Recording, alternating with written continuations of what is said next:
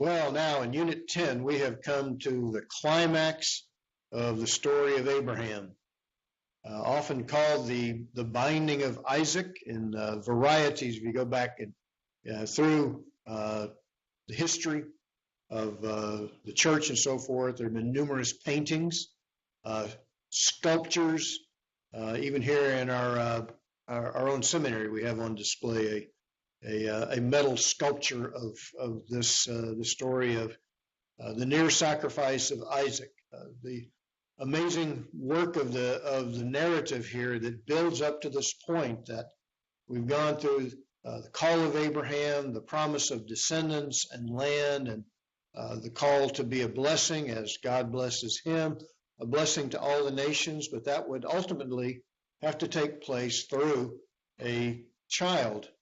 And through the sections that we've dealt with so far, the iterations of the covenant relationship, as God has built upon this growing faith of Abraham, we have come to this special point where the son has been born, promise, and then we have this undisclosed period. It's simply introduced in your text in the beginning of chapter 2 there with the very simple words, after these things, that God then issues this request upon Abraham. So the narrative has worked up to this point. There are various tensions of this growing faith, and we've seen that growing faith sometimes lose out to Abraham's own interactions with the world, passing off Sarah, even as recently as chapter 20 in the narrative. So Abraham's faith is sometimes tried in different ways, sometimes from the world standards. Here, as the narrator is going to instruct us from the beginning, that this is a special case where God is interacting with, God is appearing, though we don't know the exact way in which God speaks to Abraham and how Abraham in particular understands God's call. But we know that the divine human interaction is very real. The narrator, of course, wants to tell us that this is a test. And so lest we get the idea that God is asking of Abraham to do something which is prohibitive elsewhere in Scripture, the sacrifice was the test of Abraham's faith, the crisis of Abraham's faith, as Walke describes it, here with the promises and provisions of God that have come forth in the birth of Isaac, this unique, special son through which the divine promises would take place over the subsequent history. But God's demanding call and Abraham's radical obedience here are in focus. This matches the opening of the account, the opening scene back in the beginning of the call of Abram and Terah, the family, at the end of chapter 11. And then we see here the phrase, Lech Lecha, go for yourself, both used in chapter 12, verse 1, go to the land that I will show you. Here, I want you to go to another unique and special land, that is, of course, the land of Moriah.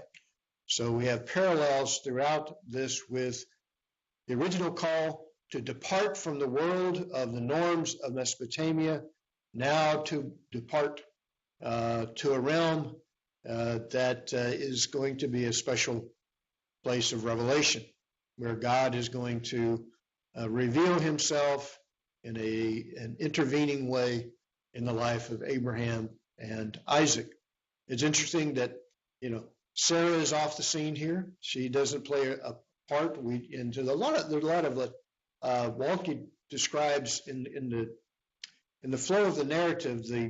There are parts that we just aren't told about. We don't know where other characters around the family, around the household, and so forth. But this is a special God,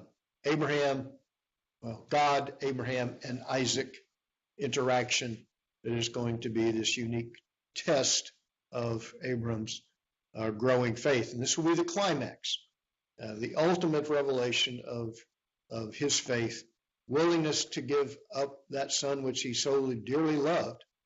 And as we know in the parallel to this in the New Testament, is paralleled and surpassed only by God's willingness to send his son, his unique son, the monogenes of the Gospels, the unique son for the redemption of fallen humanity. So the call that would come forth through Abraham, through whose descendants, ultimately, of course, we reach to Jesus himself, the revelatory handiwork of God over 2,000 years of history to bring about the fulfillment of his redemptive plan for all of humanity.